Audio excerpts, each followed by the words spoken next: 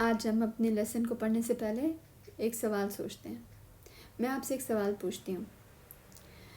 سوال یہ ہے کہ کیا آپ نے کبھی کسی کو یہ کہا ہے کہ میں تمہاری بات کیوں مانوں؟ میری امی نے میرے لیے اتنی قربانیاں دی ہیں، میرے ابو نے میرے لیے اتنا سب کچھ کیا ہے، وہ مجھے اتنا کچھ لا کر دیتے ہیں، اور میں کیوں تمہاری بات سنوں؟ کیا کبھی آپ نے پھر دل میں یہ سوچا ہو؟ یا کبھی آپ کے دماغ نے آپ کو یہ احساس دلایا ہو کہ جو کچھ آپ کو سب کچھ دیتا ہے، جو کچھ آپ کے پاس ہے، جو آپ کے لیے جاگتا ہے، محنت کرتا ہے، اسی کی بات ماننی چاہیے، یا پھر اس کو چھوڑ کر کسی اور کی بات ماننی چاہیے؟ یہی سوال اللہ سبحانہ تعالیٰ ہم سے یہاں پر کر رہے ہیں. اعوذ باللہ من الشیطان الرجیم، بسم اللہ الرحمن الرحیم. قل افغیر اللہ تأمرونی اعبد ایھا الجاہلون. کہو کیا تم لوگ مجھے کہتے ہو کہ میں اللہ کو چھوڑ کر کسی اور کی بات مانوں؟ اے نادان، اے نادانوں، اے نادان لوگوں. اس سوال کا کیا مطلب ہے؟ کیا میں کبھی اس کو چھوڑ دوں جو مجھے بناتا ہے، کھانا دیتا ہے، حفاظت کرتا ہے، سب کچھ دیتا ہے؟ سوچیں ایک گھر ہے، اس میں دادا ابو ہیں جنہوں نے کچھ اصول بنائے ہیں، جیسے کہ رات کو جلدی سونا، وقت پر سونا، یعنی 8 بجے سب رات کو سو جائیں، ایک الارم بجے اور سب رات اس وقت ایک خاص کام کریں اور سو جائیں. نمبر 2، صبح فجر کی نماز پڑھنا. نمبر 3، سچ بولنا. نمبر 4، سب کے ساتھ اچھے سے رہنا. اب دادا ابو نے یہ جو اصول اپنے بچوں کو بھی بتائے، اور اس کے بعد انہوں نے اپنے بچوں کے بچوں کو بھی بتا دیے، تو گھر کا سکون اب ان سارے اصولوں میں ہے. اب سوچیں اگر کوئی ایک بچہ کہتا ہے کہ میں دادا ابو کی بات نہیں مانوں گا، میں کسی باہر والے کی بات کیوں، میں تو باہر والے کی بات سنوں گا جو مجھے دے تو کچھ بھی نہیں رہا، میرے ساتھ بھی نہیں رہتا، میری فکر بھی نہیں کرتا، میں تو اپنے اس دوست کی بات مانوں گا. تو بتائیں یہ کوئی عقل کی بات ہے؟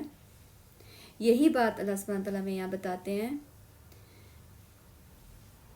قل افغیر اللہ تأمرونی اعبد ایھا الجاہلون.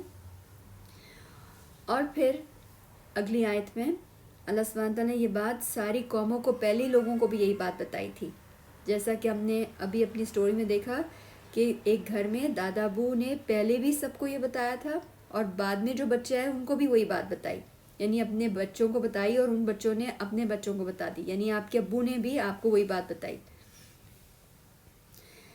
کہ اگر تم نے کسی اور کی بات مانی، اگر تم نے شرک کیا، تو پھر تمہارا سارا کیا دھرا ضائع ہو جائے گا اور تم نقصان اٹھانے والوں میں سے ہو جاؤ گے.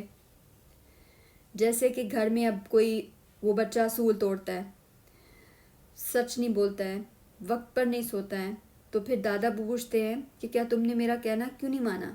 اور جو چیزیں پھر تمہیں مل رہی تھیں اور بھی زیادہ ہو سکتی تھیں، وہ تو اب ختم ہو سکتی ہیں نا. تو اس لیے پھر اللہ سبحانہ تعالیٰ یہاں پر ہمیں آگے بتاتے ہیں بل اللہ فاعبدوا وکم من الشاکرین. بل اللہ فاعبدوا وکم من الشاکرین. تو پھر اللہ ہی کی عبادت کرو. عبادت یعنی سب اللہ کے اصولوں کو ماننا ہے اور شکر گزاری اختیار کرنی ہے. تو شکر صرف زبان سے نہیں ہے الحمدللہ کہنا، بلکہ یہ دل سے اصولوں کو محبت سے مان کر اور ان پر عمل کرنا ہے. وما قدر اللہ حق قدرہ. اللہ سبحانہ تعالیٰ فرماتے ہیں کہ انہوں نے اللہ کی قدر نہیں کی ہے جیسے کرنی چاہیے تھی. اس کا کیا مطلب ہے کہ قدر نہیں کی ہے؟ یعنی انہوں نے اللہ تعالیٰ کو پہچانا نہیں ہے. اور آگے پھر ایک امیجری دی کہ زمین اللہ کی مٹھی میں ہے، زمین اللہ کی مٹھی میں ہوگی اور آسمان اس کے ہاتھ میں لپٹے ہوئے ہوں گے، اس کے سیدھے ہاتھ میں لپٹے ہوئے ہوں گے. اس کو کیسے سوچیں گے؟ اب ایسے سوچیں جیسے آپ اپنے ہاتھ میں کیا پکڑ سکتے ہیں؟ ایک 3 سال کا بچہ بھی اپنے ایک ہاتھ میں گیند پکڑ سکتا ہے نا. تو اللہ سبحانہ تعالیٰ کے لیے پوری زمین ایسے ہے جیسے کہ ایک چھوٹا سا گیند، اور جیسے ہم پیپرز کو، کاغذ کو رول کر کے پکڑ لیں تو اللہ سبحانہ تعالیٰ کے ہاتھ میں اس دن السماوات، آسمان کیسے ہوں گے؟ لپٹے ہوئے ہوں گے. پھر بھی لوگ اللہ کو چھوڑ کر کسی اور کی مانتے ہیں، تو اصل مالک اور اصل طاقت تو کس کے پاس ہے؟ اللہ سبحانہ تعالیٰ کے پاس، اور اسی کا پھر صرف کیا نہ ماننا چاہیے. آپ خود سوچیں کہ اگر کوئی آپ کو کہے کہ جھوٹ بول لو، بھی کوئی بات نہیں، اب کوئی بات نہیں، ابھی نماز چھوڑ دیتے ہیں، جھوٹ بولیں گے تو یہ چیز ہمیں بعد میں مل جائے گی یا ہمیں ڈانٹنی پڑے گی، غلط کام کر لو کوئی بات نہیں، تو پھر ہمیں دل میں کیا سوچنا چاہیے؟ کیا میں واقعی اللہ کو چھوڑ کر کسی اور کی بات مانوں گا، کسی اور کی بات مانوں گی؟ تو اصل شکر یہ ہے کہ جو اللہ نے دیا ہے، جو اصول بتائے ہیں، ان کو دل سے ماننا ہے. تو یہ والا سوال ایک مضبوط دروازے کی طرح بن سکتا ہے ہمارے لیے، جو کہ آپ کے دل کو محفوظ رکھے.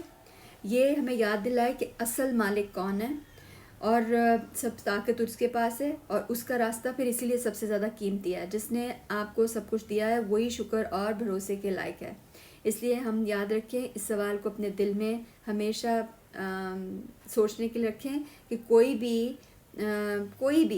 بھی غلط کام کرنے پر اکسائے. غلط کام کون سا ہے؟ جو کہ اللہ سبحانہ تعالیٰ نے کہا کہ نہیں کرو، تو پھر ہمیں رک نہ جانا چاہیے. تو رک جاؤ اور اپنے دل سے پوچھو، افغیر اللہ تأمرونی اعبد ایھا الجاہلون. تو اپنے دل سے کہو، اور پھر جواب کیا آنا چاہیے؟ نیور، نہیں، کبھی بھی نہیں.